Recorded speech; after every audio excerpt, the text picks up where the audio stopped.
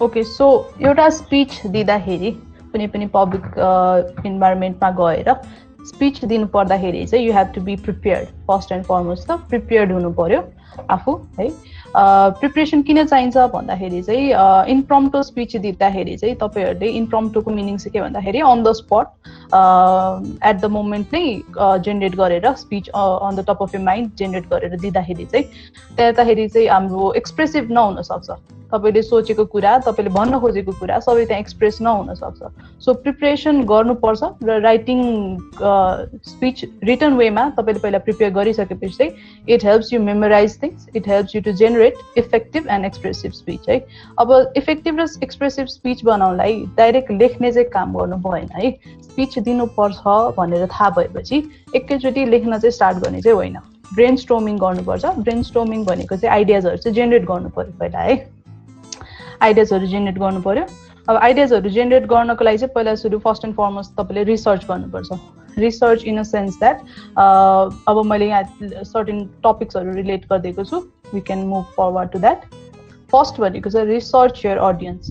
लेख्नुभन्दा अगाडि चाहिँ तपाईँले पहिला रिसर्च गर्नु पर्यो आफ्नो अडियन्स को हो त, तपाईँले कसलाई टार्गेट गर्दै हुनुहुन्छ, who are you targeting, who are you talking to, त्यो अडियन्सको बारेमा तपाईँले पहिला रिसर्च गर्नु पर्यो है। If you are talking to certain group of kids, or if you're talking to a group of adults, if you're talking to a group of bachelor level students, तपाईको speech चाहिँ त्यही नै डिफ्रेन्ट हुन जान्छ। किनभने स्कुल लेभलको स्टुडेन्ट्सहरूलाई, primary लेभलको स्टुडेन्ट्सहरूलाई तपाईँले बोल्न खोज्दाखेरि you have to generate interesting facts के, अब स्टोरिजहरू भनेर गर्नुपर्ने हुन्छ। फर इक्जाम्पल अब तपाईँले कछुवा र खरायोको कथा सुनाउँदै एउटा स्पिच दिनुहुन्छ भने त्यही स्पिच तपाईँले, त्यही इक्जाम्पल तपाईँले एडल्ट्सहरूलाई दिन अलि नमिल्ला, किनभने त्यो अलि इन्ट्रेस्टिङ नहोला एडल्ट्सहरूको लागि। So research your audience first and foremost. किनभने तपाईँले कसको लागि बोलिरहनु भएको छ त्यो थाहा छैन भने उहाँहरूको आइडियाजहरू के छ, उहाँहरूको पर्सेप्सन्स के छ, उहाँहरूले कसरी पर्सिभ गर्नुहुन्छ त आइडियाहरू, त्यो नबुझिकन तपाईँले बोल्न थाल्नुभयो भने that will not be effective है, that will not look smart. So research about your audience. अनि रिसर्च गरिसकेपछि आफ्नो अडियन्स डिफाइन गरिसकेपछि चाहिँ 3टा क्वेसन चाहिँ आफूले आफैलाई गर्नु पर्यो है। The questions are, first, what does this audience need. तपाईँले टार्गेट गरिरहेको अडियन्सले के खोज्छ त तपाईँबाट।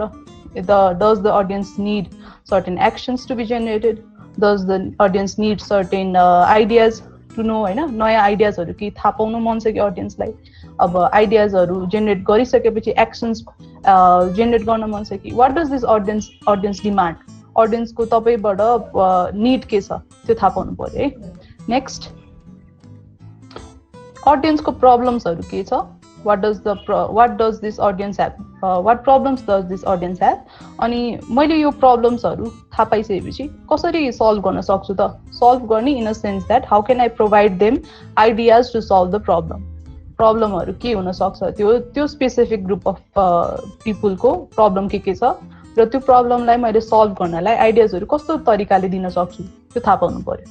नेक्स्ट क्वेसन चाहिँ, is there anything else I need to consider about my listener भन्नाले अब सर्टेन ग्रुप अफ पिपुलको लागि सर्टेन डिमान्ड्स हुनसक्छ, तपाईँले केयरफुल हुनु पर्यो। सर्टेन स्पिचहरू, सर्टेन वर्ड्सहरू, सर्टेन आइडियाजहरू इन्ट्रोड्युस गराउनु हुँदैन कुनै पनि पर्टिकुलर ग्रुप अफ पिपललाई। फर इक्जाम्पल सानो बच्चाहरूको अगाडि गएर तपाईँले ठुल्ठुलो words like feminism and human rights त्यस्तो कुरा गर्न थाल्नुभयो भने उनीहरूले बुझ्दैन, किनभने that is their level of understanding र हाम्रो लेभल अफ अन्डरस्ट्यान्डिङमा there is a huge gap. So you have to understand their level of perception and their level of understanding and then begin your speech है। त्यसपछि आफ्नो अडियन्सको बारेमा बुझिसकेपछि select a topic and pick your main idea. Select a topic भन्नालाई चाहिँ अब तपाईँले के को बारेमा बोल्दै हुनुहुन्छ त्यो सेलेक्ट गरिसकेपछि कुनै पनि टपिकको त भेराइटिज अफ आइडियाजहरू हुन्छ, भेराइटिज अफ डिस्क्रिप्सन्सहरू हुन्छ। अब त्यसमा तपाईँले भेराइटिज अफ डिस्क्रिप्सन्स हुँदाखेरि चाहिँ मेजर आइडियाजहरू मात्र लिस्ट आउट गर्नु पर्यो। मल्टिपल आइडियाजहरू तपाईँले लिस्ट आउट गर्नुभयो भने क्लाउड हुन्छ, आफ्नै आइडियाज क्लाउड हुन्छ। आफ्नो आइडियाजहरू क्लाउड भएपछि the ones who you are talking to उनीहरूको जजमेन्ट्स पनि क्लाउड हुँदै आउँछ है। त्यसपछि after picking your ideas you have to do not try to put too many ideas into your speech भन्नाले चाहिँ त्यही हो, आफ्नो मेन आइडिया सेलेक्ट गरेर मेजर आइडियाजहरू मात्रै पुट गर्ने र मल्टिपल आइडियाजहरू पुट नगर्ने so that it does not cloud your speech and it does not cloud the judgement of the audience as well next भनेको यो चाहिँ स्टुडेन्ट्सहरूले एकदम एक्सपिरियन्स गरिसकेकै पोइन्ट हो है audience remember very little from speech भन्नाले चाहिँ अब यो क्लासरुमकै कुरा गर्नु पर्दा पनि सबैजना स्टुडेन्ट्स नै हो सबैजना स्टुडेन्ट फेजमै हुनुहुन्छ अब क्लासरुममा टिचरले पढाउनुहुन्छ पढाउँदाखेरि बुझेको जस्तो हुन्छ तर at the end of the day at the end of the speech याद गर्ने कुरा चाहिँ एकदम कम हुन्छ क्या बुझ्न चाहिँ बुझेको हुन्छ तर याद चाहिँ भइरहेको हुँदैन एभ्री डिटेल चाहिँ सो अडियन्सको पनि त्यही हो पब्लिक स्पिकिङ गर्दाखेरि तपाईँले मल्टिपल आइडियाजहरू भन्नुहुन्छ मल्टिपल चिजहरू इन्ट्रोड्युस गराउनुहुन्छ बट अडियन्सले चाहिँ सबै कुरा सम्झिँदैन त्यो चाहिँ याद गर्नु पर्यो सो लिटल इज गुड भनेर बुझ्नु पर्यो क्या है a little goes a long way भनेर चाहिँ बुझ्नु पर्यो so next give them 1 or 2 ideas to hang on to भन्नाले त्यही little goes a long way नै हो 1 or 2 आइडियाज मात्रै दिनुभयो या प्रेजेन्ट गर्नुभयो भने चाहिँ it is easier to hang on to अनि स्पिच पनि इजियर टु अन्डरस्ट्यान्ड हुन्छ त्यस्तो गऱ्यो भने चाहिँ नेक्स्ट आफ्नो स्पिच चाहिँ लिमिटेड पिरियड अफ टाइमको हुन्छ सर्ट पिरियड अफ टाइममा तपाईँले स्पिच सकाउनु पर्ने हुन्छ त्यो चाहिँ याद गर्नु पर्यो है अनि within the short period of time you have to cover your topic you have to cover your main idea so multiple आइडियाजहरू तपाईँले जेनेरेट गरिरहनु भएको छ मल्टिपल आइडियाजहरू डिस्क्राइब गरिरहनु भएको छ भने टाइम सफिसियन्ट नहुन सक्छ सो मेजर आइडियाजहरू पिक गरेर अनि त्यसकै सराउन्डिङमा तपाईँको स्पिच त्यसकै सराउन्डिङमा तपाईँले जेनेरेट गर्नुभयो भने चाहिँ that is much more effective than talking about multiple ideas है नेक्स्ट हेरौँ नेक्स्ट भनेको research your topic and get your facts together so topic select गरिसकेपछि र मेन आइडिया पनि तपाईँले सेलेक्ट गरिसकेपछि चाहिँ अब तपाईँले रिसर्च गर्न थाल्नु पऱ्यो है टपिकको बारेमा तपाईँले थाहा छ सपोज अब for example we are talking about environment भन्दाखेरि होइन या अब ग्लोबल वार्मिङको कुरा गर्नु पर्दाखेरि यो टपिकबारे सबैले सुनेको छ सबैलाई थाहा छ म एज अ स्पिकर मलाई पनि ग्लोबल वार्मिङमा थाहा छ भने पनि आई हेभ टु रिसर्च के थाहा छ भने पनि you need to research about the topic किनभने there will be new facts there will be new evidences to support your topic है so you need to research and get your facts together है यसको लागि चाहिँ अब research facts about the topic because है किनभने फ्याक्ट्सहरू तपाईँले सोकेस गर्दाखेरि चाहिँ you need to showcase in a way that audience understands भन्नाले चाहिँ यसमा चाहिँ त्यही अन्डरस्ट्यान्डिङ द अडियन्सवाला पोइन्ट पनि यसमै आउँछ because particular group of audience different group of audience will have different perception different level of understanding त्यो बुझ्नुपर्ने हुन्छ नेक्स्ट भनेको तपाईँले फ्याक्ट्सहरू आफ्नो ब्याकअपमा छ भने फ्याक्ट्सहरू you are presenting facts during your speech त्यस्तो गर्नु भइरहेछ भने चाहिँ यो speech will sound much more stronger यो speech will sound much more authentic because you have facts to back it up है अब फर इन्स्टेन्स अब यो रिसर्चिङ चाहिँ किन गर्नुपर्छ भन्दाखेरि चाहिँ फर इक्जाम्पल यो स्पिच विल साउन्ड स्ट्रङ भन्ने पोइन्ट मैले यहाँ राखेको छु है यो कसरी साउन्ड स्ट्रङ चाहिँ कसरी हुन्छ त भन्दाखेरि चाहिँ for example for instance if I give a statement कि new cars should be using electricity instead of gas instead of petrol त्यस्तो भन्यो भने new cars should be using electricity भन्दाखेरि चाहिँ द्याट साउन्ड्स अलिक ब्ल्यान्ड के किन युज गर्नुपर्छ होइन त्यो त थाहा छैन नि त तर in contrary to this if I say it will be helpful if cars use electricity instead of gas kina ta bhandakari you talk about how much bad air does one car produce haina how much car does a country produce in a year ani how much pollution does a car contribute to haina testo garnu bhayo bhane chai you are bringing out facts ke यो एउटा कारले यति generate गर्छ भने यति कारले यति generate गर्छ सो यो speech sounds much more strong यो speech sounds much more authentic अनि कन्भिन्सिङ पनि साउन्ड गर्छ so you need to research and get your facts together next अब आफ्टर रिसर्चिङ है बल्ल अब फोर्थ स्टेपमा राइटिङ पार्ट चाहिँ बल्ल आउँदैछ है first you need to research your audience त्यसपछि आफ्नो आइडियाजहरू के छ पिक गर्यो त्यसपछि रिसर्च गर्यो त्यसपछि बल्ल राइटिङ पार्ट आउँछ है अब राइटिङ पार्ट पनि मल्टिपल स्टेप्समा छ कि फर्स्ट एन्ड फरमोस्ट भनेको begin with an outline begin with an outline भनेको चाहिँ के भन्दाखेरि अर्गनाइज अ फ्रेमवर्क तपाईँले अब स्पिच कसरी स्टार्ट गर्न चाहनुहुन्छ त do you want your speech to begin with a quote do you want your speech to begin with a strong question do you want your speech to begin with a strong fact, कसरी begin गर्न चाहनुहुन्छ त आफ्नो speech होइन, how do you want to grasp your audience attention,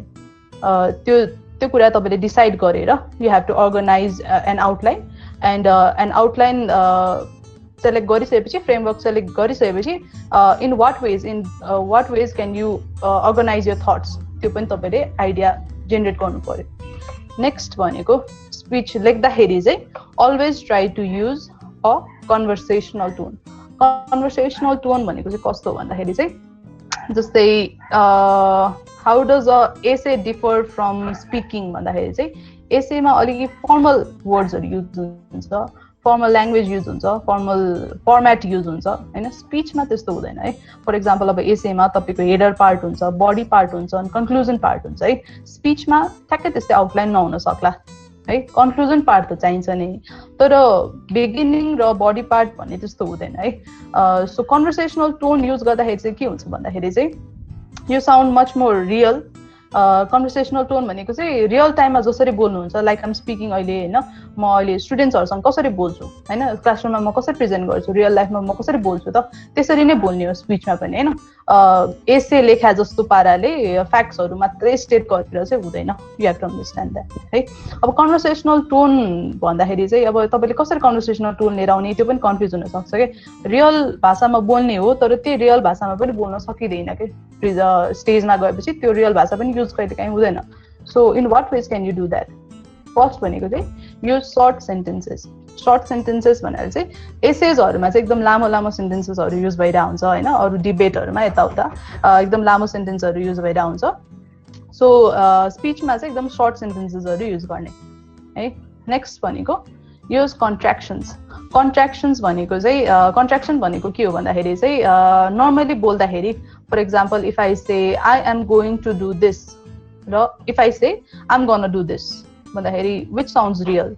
probably the second one होइन. I am going to do this भनेको चाहिँ त्यो रिटर्न वर्ड भयो क्या. I am gonna do this भनेको चाहिँ त्यो चाहिँ स्पिकिङ वाला स्पोकन वर्ड भयो क्या. कन्ट्र्याक्सन भनेको चाहिँ आई एम गोना अनि I am we are, like we are त्यसरी बोलिन्छ नि in the short form, that is called contraction है.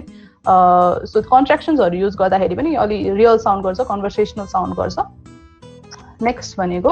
Don't use big words. Big words भनेको चाहिँ के हो भन्दाखेरि चाहिँ अब एकदम भोकाबुलरी आफ्नो एकदम स्ट्रङ छ, आफूलाई नयाँ नयाँ वर्ड्सहरू इङ्ग्लिसको थाहा छ होइन, एकदम स्मार्ट साउन्डिङ वर्ड्सहरू थाहा छ भने त्यो युज गर्न चाहिँ अलि यु निड टु अन्डरस्ट्यान्ड कि आफ्नो अडियन्सले त्यो बुझ्छ कि बुझ्दैन, you need to understand that. Vocabulary छ र यु नो बिग वर्ड्स भन्दैमा you should not be using them unless you are sure that the audience will understand है. नेक्स्ट भनेको read your speech aloud beforehand. आफूले speech लेख्दै लेखिसकेपछि पनि speech चाहिँ आफैलाई पढेर सुनाउने, रेकर्ड गर्ने, आफै सुन्ने. त्यस्तो गर्दाखेरि चाहिँ के हुन्छ भन्दाखेरि चाहिँ if you read aloud your speech to yourself, you will understand or you will hear it right away if you are sounding like a book or you are sounding like a person.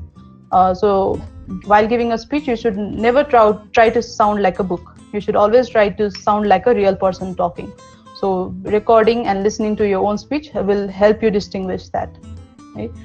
अब next भनेको चाहिँ use concrete words and example. अब यसमा चाहिँ अलिकति नबुझिएला है, किनभने माथि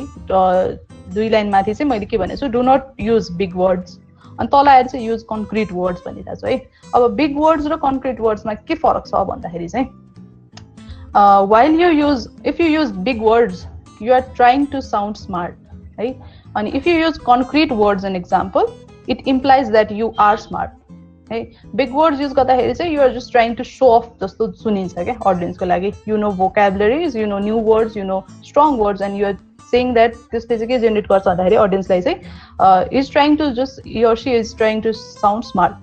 But if you use concrete words and examples, most probably examples, त्यसले चाहिँ it sounds like you are smart. For example, if I say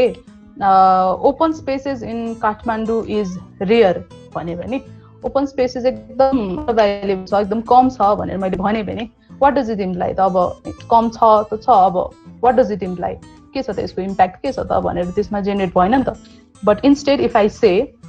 we need more open spaces for the kids in Kathmandu भन्यो भने चाहिँ we need भन्ने बित्तिकै त्यहाँनिर हामीलाई चाहिने छ है वी निड भनेको चाहिँ कन्क्रिट भयो नि त एकदम होइन हामीलाई चाहिन्छ किन के कसको लागि त फर किड्स अफ काठमाडौँ भनेर चाहिँ इट इम्प्लाइज द्याट यो एउटा सेन्टेन्सले के इम्प्लाइ गर्छ भन्दाखेरि चाहिँ किड्सहरूको लागि चाहिँ प्लेग्राउन्डहरू ओपन स्पेसेसहरू चाहिँ अनअभाइलेबल भइरहेछ and we need such new open spaces for the kids होइन टु प्ले अराउन्ड अब दुईटा सेन्टेन्स एउटै सेन्टेन्स दुईटा तरिकामा राख्दाखेरि चाहिँ त्यहाँनिर डिफ्रेन्ट पर्सेप्सन हुने भयो so you need to use examples you need to use concrete words है अब नेक्स्ट भनेको चाहिँ हाम्रो persuade with a classic structure अब persuade with a classic structure भनेको चाहिँ पर्सुएसनको बारेमा चाहिँ I will be talking about later on है नेक्स्ट मोडुलमा छ यो पर्सुएसन भन्ने चाहिँ अनि क्लासिक स्ट्रक्चर भनेको चाहिँ के हो भन्दाखेरि चाहिँ स्पिचमा जहिले पनि if you're giving a speech it should be problem solution फर्मेटमा हुनु पर्यो है usually not all speeches are problem and solution formatted but usually speech चाहिँ प्रब्लम सल्युसन फर्मेटमा हुनु पर्यो यसमा चाहिँ के हुन्छ भन्दाखेरि in the first part of your speech you say here is a problem and here are why things are going so terribly wrong you are providing them with a problem and you are presenting a problem for your audience especially and later on you explain you give the impacts you give the details and later on in the second part of your speech you say and here is what we can do to make things better so you are providing them with solutions as well so यस्तो गर्दाखेरि चाहिँ यो चाहिँ classic structure भनेको चाहिँ problem and solution structure भन्छ कि यसलाई यस्तो गर्दाखेरि चाहिँ you are easily able to persuade your audience you are easily able to grasp the audience attention and you can do this with facts you can do this with data you can do this with statistics you can do this with quotes तर statistics र data हरु भन्दाखेरि चाहिँ examples र concrete words ले चाहिँ एकदम persuade गर्छ you need to understand that है so writing while writing your speech you need to understand you need to keep in mind all these points अनि स्पीच राइटिङको कुनै पनि एउटा बेसिक फर्मेट हुँदैन you can begin your speech any way you want you can present your ideas in any way you want you can use humour you can use serious tone you can use facts you can use details you can use datas you can also present them visually through images and pie charts तर you should always try to sound real you should always try to express yourself you should always try to avoid using big words and you should always try to understand the audience perceptions so एउटा statement चाहिँ म at the end के भन्न चाहन्छु भने always use words to express do not use words to impress है अब यसले चाहिँ के इम्प्लाई गर्छ भन्दाखेरि चाहिँ you are not giving an interview right you are not giving an interview you are giving a speech interview ma chai you are trying to impress the audience you are trying to impress the second person with your personality but speech ma chai you are trying to express your viewpoints you are trying to establish a common ground between your audience and yourself you are trying to impress them with your words you are not trying to impress them with your personality so always try to use words for expression do not try to use words to impress your audience है